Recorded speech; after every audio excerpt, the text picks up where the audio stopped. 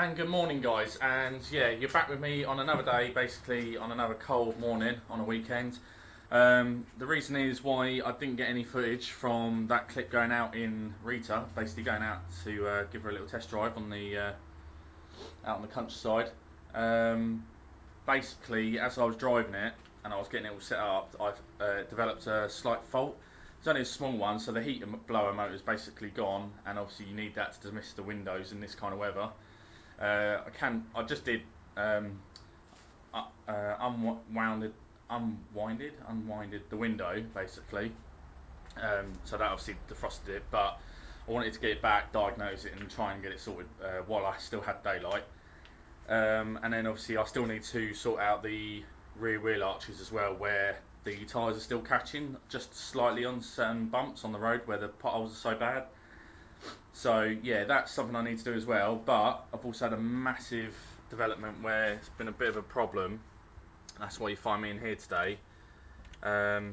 Basically, the white Clio, the RS 200, went in for its MOT yesterday, and I thought, yeah, be no problem, sail through it. The only thing I thought would be an issue was some tyres on the rear, but they got sorted before I did it, so I thought, no, that'd be fine, should go through. Lo and behold, basically, I got told as I came back, it's got bottom ball joint, it's completely gone, and a snapped spring on the opposite side. So driver's side snap spring, passenger side ball joint gone, and then whoever had the car previously put the bulbs for the headlights upside down, but we can change that, so that's not a problem. But the other two ones are quite big problems, and they're quite expensive issues to fix as well. And obviously leading up to Christmas, and with obviously having finished Rita as well just recently, funds aren't the highest. So the plan is to move forward the extension of the garage, so that's what I'm going to be doing today. I went and bought a load of timber last night just to create the actual structure, and then we can build the structure and then just cover it with tarpaulins, and that'll keep it waterproof basically. But I just need that little bit of extension for the Clio because it's a little bit longer than the space needed in here, as big as it looks. It's not quite big enough in here to actually fit her in, so I need that extra. It's about 2 feet coming out, so it's only a silly amount, but it makes all the difference. So yeah, so I'm going to be doing that today, getting that sorted, and sort of working on that, and then hopefully as we go, getting the white car in here and then stripping down all the front ends. And then what I'll be doing is, the plan is not to go with standard springs. They are quite expensive for what they are, and while it's all off I might as well upgrade it at the same time. So probably be going for something like H&R springs, all rounds basically, and I think it drops it 30 in the front, 40 in the rear, something like that, or 20, 30, something like that basically. So it's not a drastic amount. It's not, you know, it's going to be for performance, not for, you know, the stance look. But yeah, they're, for the price of 4 of them is just over the price of 1 spring. So it doesn't make sense just to replace 1 spring. Don't really like replacing things in singles, especially when it comes to suspension. So I like to do them in pairs. Same with the ball joint. I'm going to be doing them in pairs. And if there's anything else down there while I'm there, I can check it over and strip it out and do it as well. So that's the main reason why I didn't want the garage doing it, because obviously it's a lot more money for them to do it. I can do a lot of the labour myself, so that saves a big cost of it, and that money goes back into this project of extending the shed. So that was my plan, and yeah, so that's what the plan is for today, guys. And we're just going to sort of work along that basically. Like I say, the batten's all outside. We're going to pull the white car in at some point, take these doors off, and measure where we actually need to build out to. I've got a rough idea because I brought it in the other day, and yeah, we'll go from there basically. Yeah, so this is basically what I'm working with, guys. So I've got the opening here, and I basically need to extend from the edge of the shed there. The problem is I've got a slab here, so I might have to smash this out, and then basically replicate this frame up here, the roof line, and then near this door frame, and come off that end as well, and just come out to halfway towards the slab.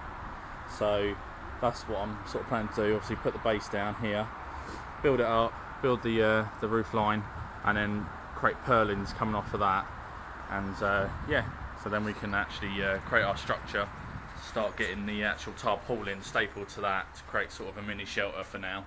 And then obviously a little bit further down the line I can get the cladding and any sort of board to go on the inside to sort of insulate a little bit more, and yeah, sort of go from there really. So I've got my chop saw. This thing saves you so much time, so much grief. It can do 45-degree cuts, everything. So absolutely best little bit of kit I've bought for cutting wood for a long time. So it was like £50 or something for this little Evolution saw.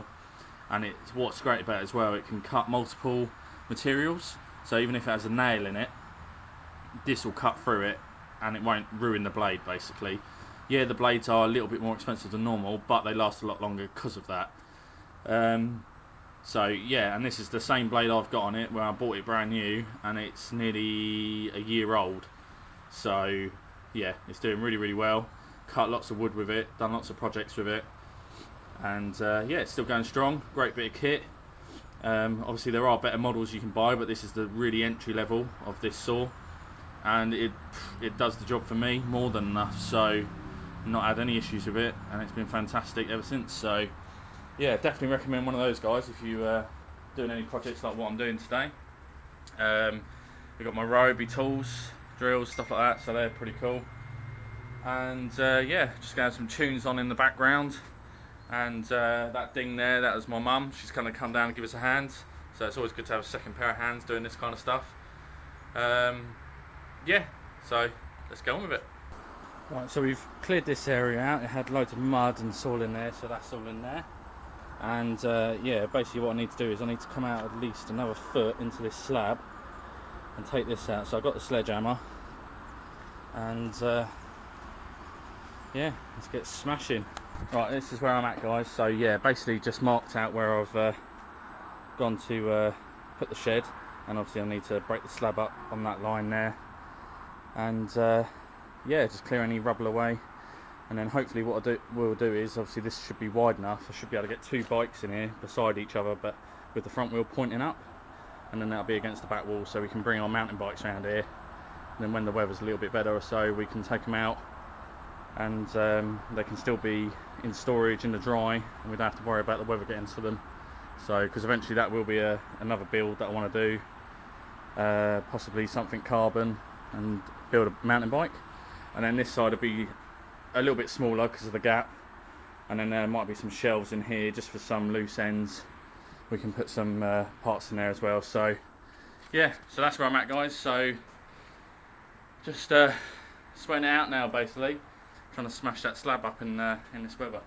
But yeah, it's coming along nice, and hopefully get this done today. I want to get it all done in one day. It's a Sunday, and then we can get the white car rolled in and start that project. So yeah, it's looking good so far. So just a little update there for you guys. So yeah, we've got most of the slab out, and most of it's gone now, where that line's now obsolete. Just got this last bit left to do, and then we've just been packing it over there. So just got to level this out, and then we can start building the stud work. So another little update here for you guys. So what we've done is basically, like I said, created the batten along the top here to give us an edge, and then obviously just met it down the end here. So I just mited the cut in, and then just putting some treated wood on the floor. Obviously you want that to stop the rotting, and then just using normal batten for the actual support, and then just butted it underneath, so the treated wood's actually underneath this piece. And then we've just done the same out that side, just packed it underneath because it was unlevel with some sand, and then used the treated woods come out. So that's as far as I want to come out. And then basically I just need to create a frame to mirror this, and like purlins coming off to meet it. So yeah, that's just a little update there for you guys, so you can see obviously how it's coming together, and it should be pretty good. So yeah, looking forward to this, looking good. And then like I say, should be able to fit two bikes here as well, so it's a good bit of storage. There we go, guys. So yeah, just moved on a little bit. So we've got one frame all built up, all squared off and leveled. So, and then all we got to do is basically do the same. It's all cut and ready to go, and the floor's been measured out, and then all we got to do is put the braces in, and it should be good. So yeah, it's coming along nicely. So yeah, it's been about an hour or so, guys. So yeah, what we've been doing, we've got the other frame done like we said. So this one's all done, screwed in and batten, and then all we've done is replicate that beam with this one, and then done little purlins coming off that. So we've got one half, and then if you can imagine, obviously we're going to replicate it to that side as well. So yeah, so I'll leave the video there. So thanks for watching, guys. If you like the video, leave a like and subscribe if you're new around here, and hopefully see you on the next video. Cheers.